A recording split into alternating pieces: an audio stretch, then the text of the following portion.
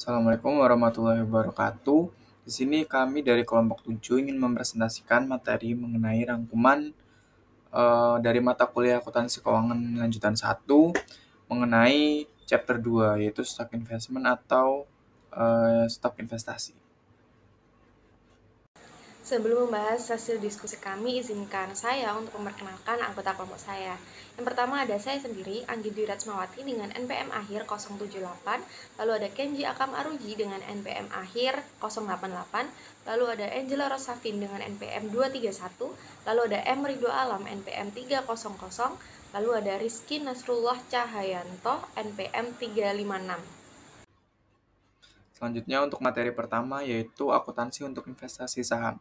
Nah, investasi saham sendiri adalah pembelian saham dari perusahaan lain dengan tujuan memperoleh keuntungan baik dalam bentuk dividen maupun kenaikan harga saham. Nah, dalam dunia akuntansi sendiri, pencatatan investasi saham dilakukan berdasarkan metode yang sesuai dengan tingkat kepemilikan serta pengaruh yang dimiliki oleh investor terhadap perusahaan yang diinvestasikan.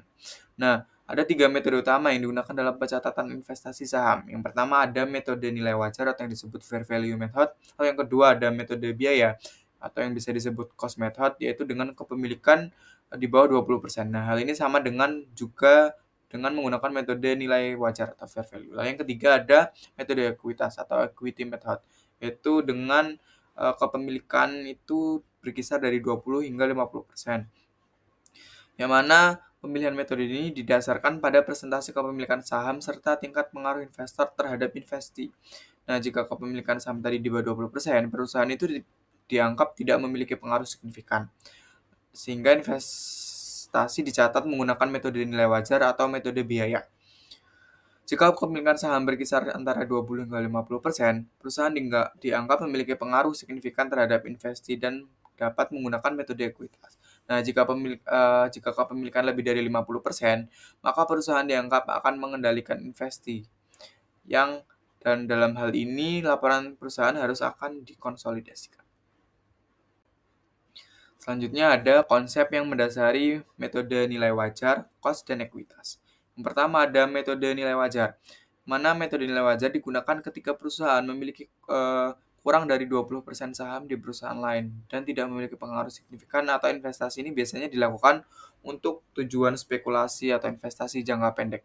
Yang mana metode nilai wajar ini keuntungan atau kerugian akibat perubahan harga saham tersebut diakui dalam laporan laba rugi atau dalam penghasilan komprehensif lain atau other comprehensive income atau OCI. Nah, tergantung pada klasifikasi investasi tersebut sebagai aset keuangan yang diukur melalui laba rugi atau aset keuangan yang diukur melalui OCI. Nah, metode ini memungkinkan laporan keuangan mencerminkan nilai terkini dari investasi yang dimiliki perusahaan dan memberikan gambaran yang realistis terhadap kondisi pasar. Namun, kelemahan metode nilai wajar adalah volatilitas nilai investasi yang tinggi, terutama jika harga saham mengalami fluktuatif yang sangat besar. Hal ini dapat menyebabkan laba perusahaan naik turun secara signifikan dari satu periode ke periode lainnya. Oleh karena itu, metode ini lebih cocok digunakan untuk investasi saham yang bersifat jangka pendek atau spekulatif, di mana investor lebih fokus pada pergerakan harga saham dibandingkan dengan pengaruh kebijakan perusahaan investi. Lalu kedua ada metode biaya atau cost method, di mana metode biaya ini digunakan jika investasi dalam saham ini tidak memiliki pasar aktif sehingga nilai wajarnya sulit ditentukan. Nah, metode biaya ini digunakan dalam pencatatan investasi saham jika kepemilikan ini kurang dari 20% dan tidak ada pasar aktif yang dapat digunakan untuk menentukan nilai wajar investasi tersebut. Nah, dalam metode ini, investasi dicatat berdasarkan harga perolehan pada saat pembelian tanpa adanya penyesuaian nilai pasar dari waktu ke waktu. Yang mana pendapatan dari investasi hanya diakui jika investor menerima dividen dari investi. Sementara keuntungan atau kerugian dari perubahan harga saham tidak dicatat dalam laporan kecuali terjadi penurunan nilai permanen atau impairment.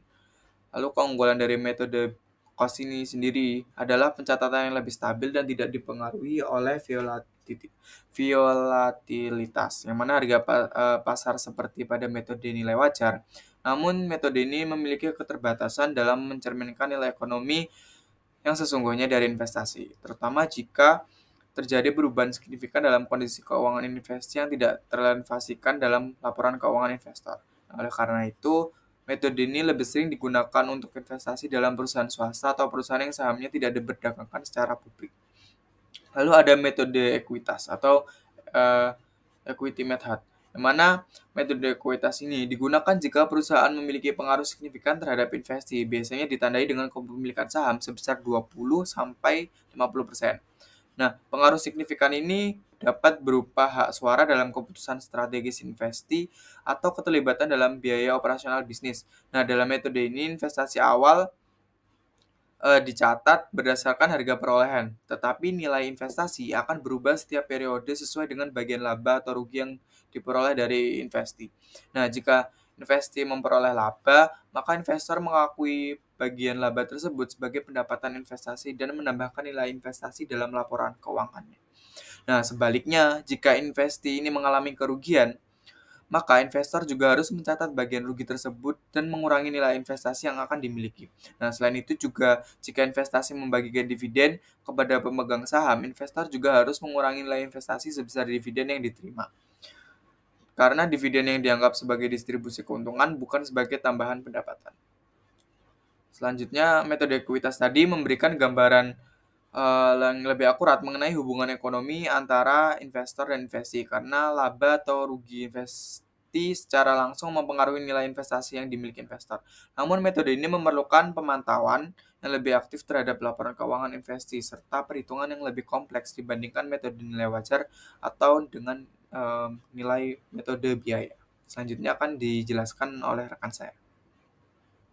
Selanjutnya saya akan menjelaskan mengenai faktor-faktor di luar kepemilikan saham yang mempengaruhi pengendalian investor terhadap investasi. Nah, yang pertama ada penolakan oleh investasi yang menentang pengaruh investor. Yang kedua, penyerahan hak pemegang saham yang signifikan melalui kesepakatan antara investor dan investasi.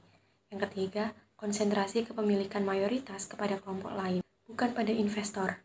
Yang keempat, informasi yang tidak memadai atau tidak tepat waktu untuk menerapkan metode ekuitas. Yang kelima, kegagalan untuk mendapatkan representasi pada dewan direksi. Investasi sebagai indikator ketidakmampuan investor untuk menggunakan pengaruh yang signifikan. Selanjutnya akan dilanjutkan oleh rekan saya. Saya akan menjelaskan tentang prosedur akuntansi, metode nilai wajar atau biaya, dan ekuitas. Jadi, nilai wajar atau biaya sendiri ini digunakan ketika investor itu tidak memiliki pengaruh yang signifikan terhadap perusahaan yang diinvestasikan. Lalu untuk metode ekuitas sendiri ini digunakan jika investor memiliki pengaruh signifikan, dan umumnya kepemilikan saham itu 20-50% dari perusahaan yang diinvestasikan. Lalu kita ambil contoh saja dalam Pop Corporation ini. Jadi kita langsung coba untuk mencatat dalam metode nilai wajar dan metode ekuitas. Nah, pencatatan investasi pada 1 Juli ini di metode nilai wajar investasi itu dicatat sebesar $50.000.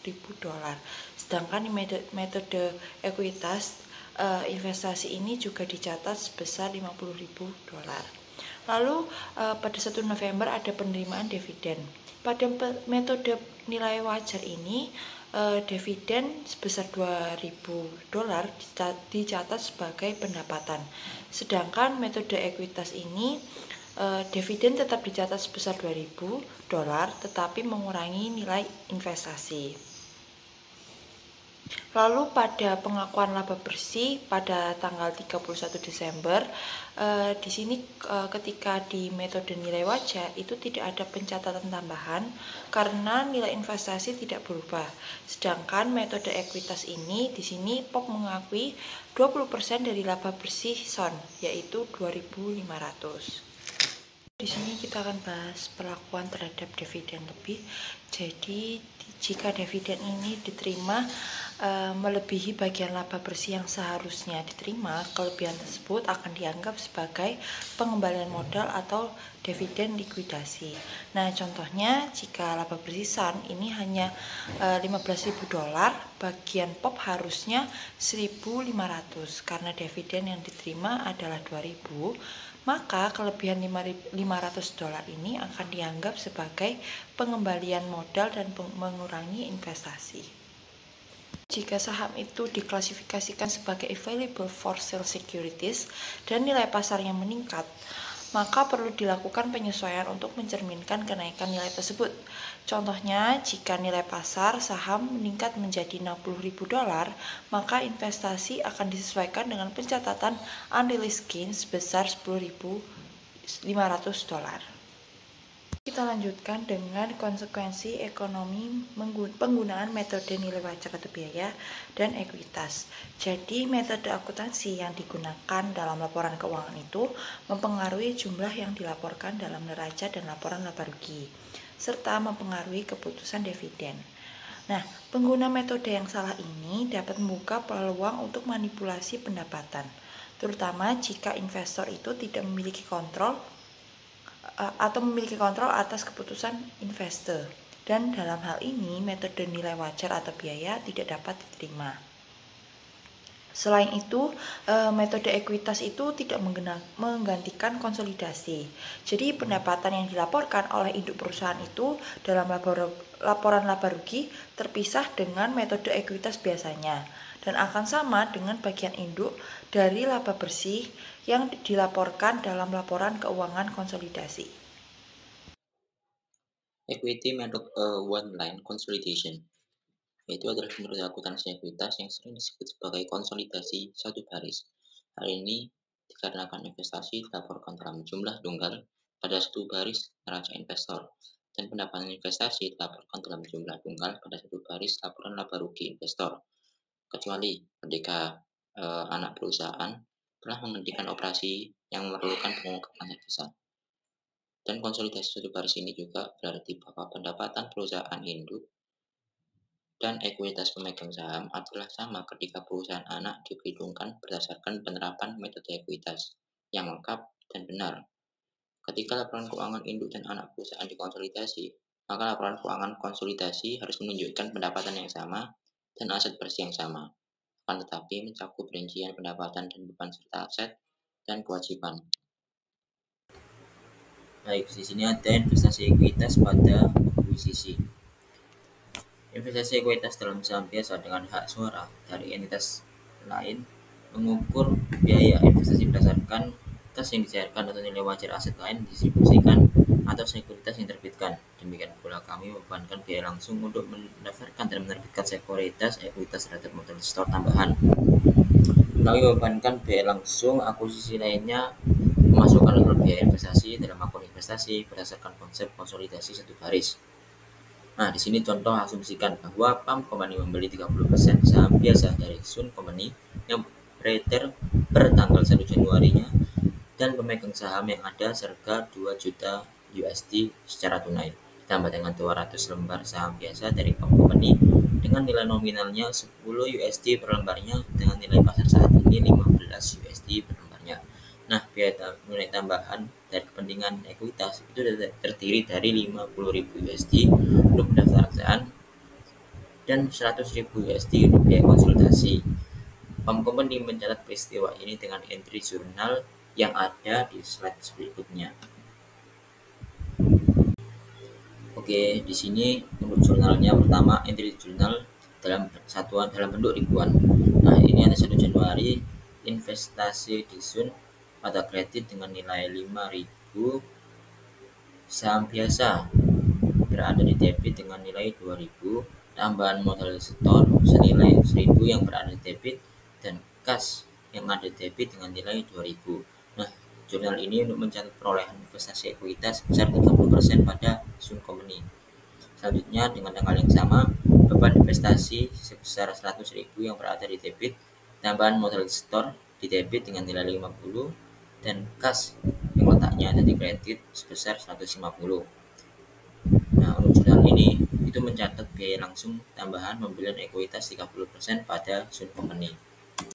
Oke, di sini ada akuntansi untuk kelebihan biaya investasi atas nilai buku. Nah, asumsikan bahwa Sun Company itu membayar dividen sebesar 1 juta USD pada tanggal 1 Juli dan melaporkan laba bersih sebesar 3 juta USD untuk tahun berikutnya, tahun tersebut. kelebihan biaya atas nilai buku itu diamortisasi sebagai berikut. Di sini ada access allocated to inventories sold in the current year itu sebesar rates-nya sebesar 100%. Untuk other current asset itu dispose of in the current year itu sebesar 100% juga rates-nya. Terus selanjutnya ada equipment itu depreciated over 20 years untuk rate-nya sebesar 5% juga. Ada not payable due in 5 years itu rate-nya juga itu sebesar 20%.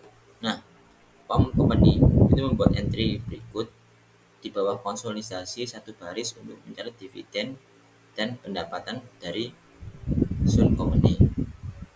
Selanjutnya di slide berikutnya ada penjurnalan untuk berikut ini. Oke, di sini ada penjurnalannya. Per tanggal 1 Januari, kas di debit dengan nilai 300, investasi di Sun Company di kredit sebesar 300. Nah, jurnal ini untuk mencatat dividen yang diterima dari Sun Company yaitu 1 juta USD dikali 30%. Selanjutnya tanggal 31 Desember, investasi di Sun Company berada di debit sebesar 900. Selanjutnya ada pendapatan dari Sun yang letaknya di kredit sebesar 900. Nah, jurnal ini untuk mencatat ekuitas dalam pendapatan Sun Company hasilnya dari 3 juta USD dikali 30%. Selanjutnya tanggal yang sama, pendapatan dari Sun berada di debit sebesar 300, investasi di Sun berada di kredit sebesar 300. Ini untuk mencatat penghapusan kelebihan yang dialokasikan ke item persediaan yang telah terjual.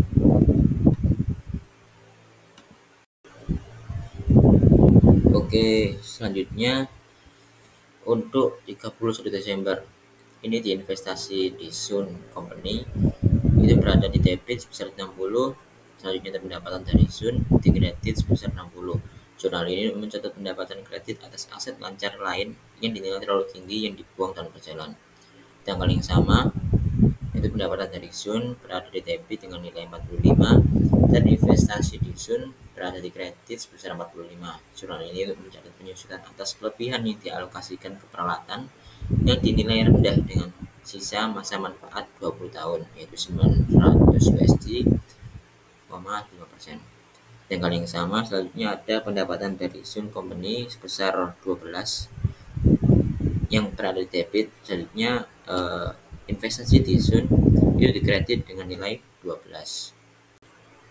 Nah, penjurnalan yang tadi itu untuk mengamortisasi kelebihan yang dialokasikan pada wesel bayar yang dinilai terlalu tinggi selama sisa umur wesel yaitu 60.000 USD, 5 tahun.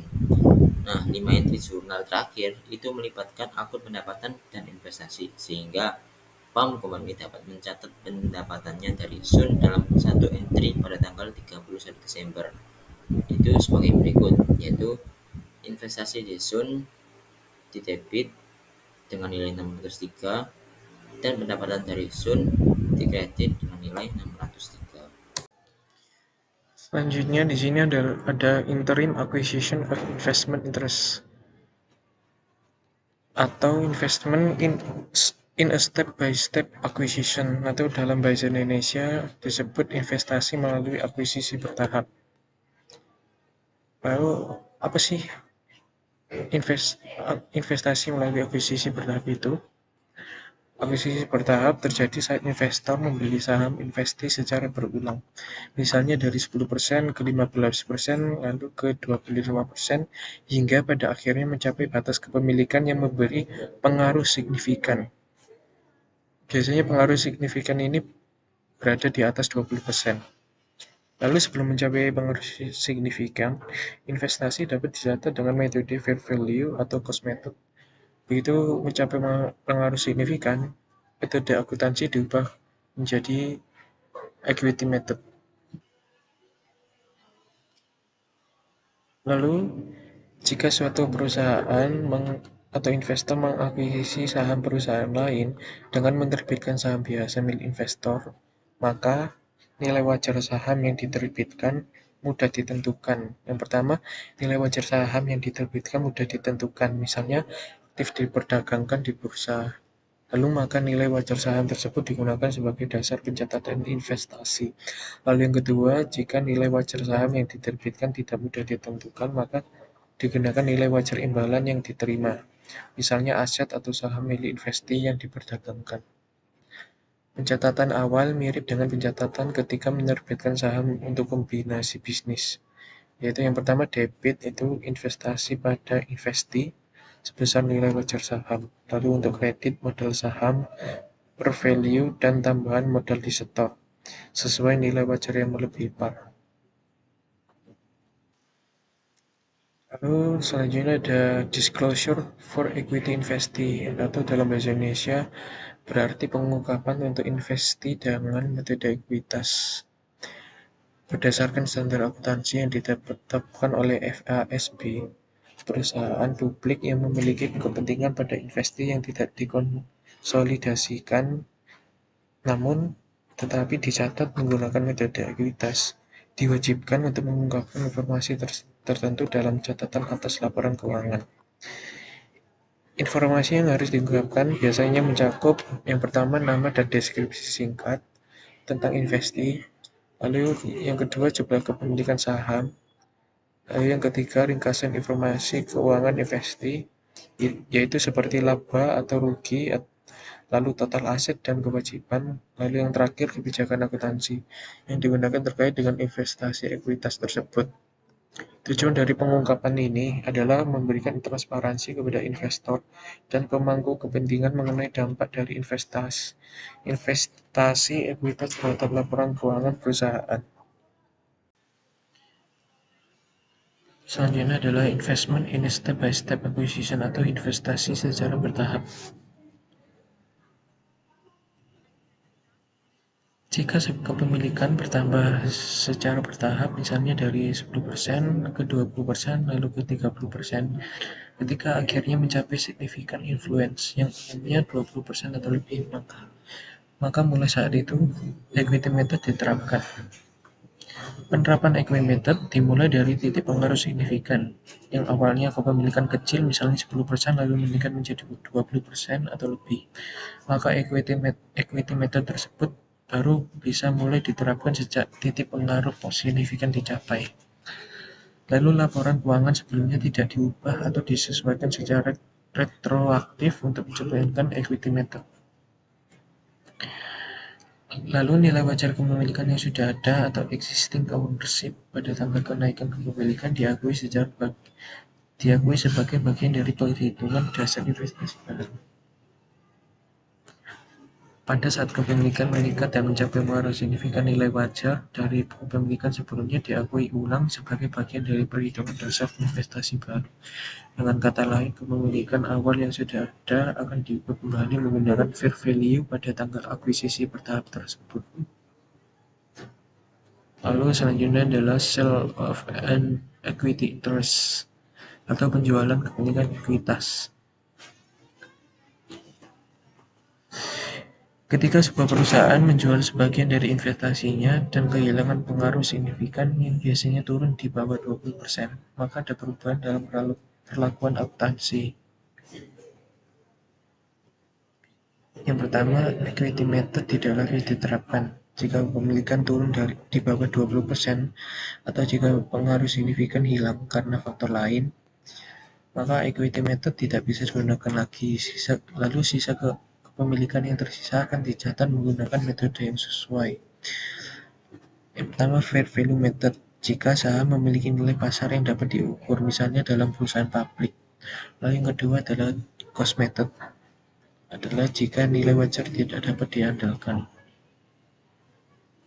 Pengakuan laba atau rugi dari penjualan, selisih antara harga jual saham dan nilai tercatat investasinya diakui sebagai laba atau rugi dalam laporan laba rugi. Penyajian di laporan keuangan. Laporan laba rugi akan mencerminkan laba atau rugi di atas penjualan saham. Jika masih ada sisa kepemilikan, maka disajikan dalam laporan posisi keuangan sesuai metode pencatatan baru. Selanjutnya adalah stock purchase directly from the investee atau pembelian saham langsung dari investee.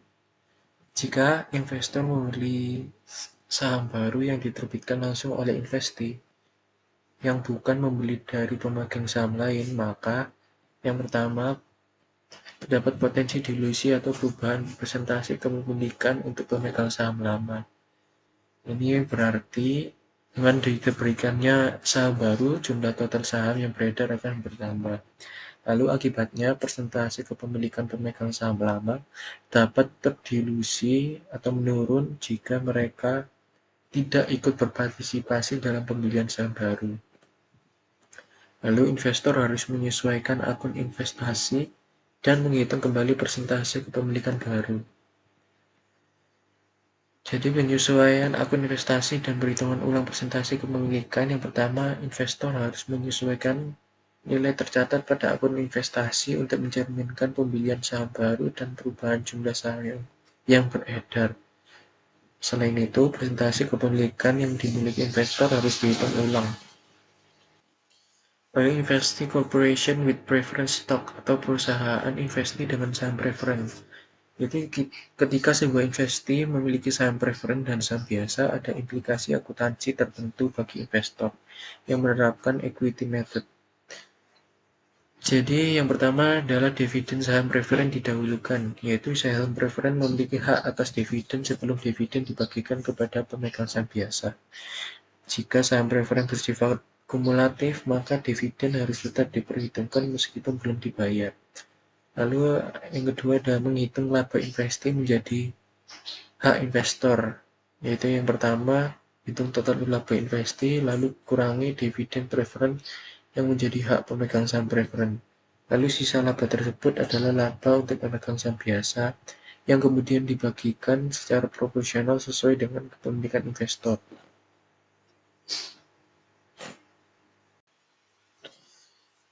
Discontinue operation and under consideration atau operasi yang dihentikan dan pertimbangan lainnya. Ketika sebuah investasi memiliki operasi yang dihentikan, maka investor harus menyesuaikan cara melaporkan laba dari investasi tersebut. Yang pertama harus memisahkan laba atau rugi dari operasi yang dihentikan, yaitu laporan laba rugi biasanya memisahkan laba dari operasi berlanjut dan operasi yang dihentikan. Lalu dalam metode ekuitas, investor hanya mengakui bagian laba dari investasi setelah memperhitungkan dampak dari operasi yang dihentikan. Lalu yang kedua, perhitungan laba investasi dengan operasi yang dihentikan, yaitu laba bersih investasi dihitung dengan mengurangi rugi dari operasi yang dihentikan, lalu bagian investor dihitung berdasarkan presentasi kepemilikannya. Misal, Sun Corporation memiliki laba dari operasi berlanjut $500.000, lalu rugi dari operasi yang dihentikan $100.000, lalu total laba bersihnya menjadi $400.000. Lalu seorang investor memiliki 30% kepemilikan saham biasa, maka bagian laba yang diakui oleh investor adalah 30% dikali dengan $400.000 menjadi $120.000. Namun dalam catatan laporan keuangan investor harus mengungkapkan komponen sebagai berikut. Bagian dari laba operasi berlanjut yaitu 30% dikali dengan $500.000 menjadi $150.000. Lalu bagian dari rugi operasi yang dihentikan 30% dikali negatif 100 menjadi negatif 30.000. Lalu total laba yang diakui dalam laporan laba rugi menjadi $120.000. Sekian presentasi dari kami. Mohon maaf jika ada kesalahan. Terima kasih. Wassalamualaikum warahmatullahi wabarakatuh.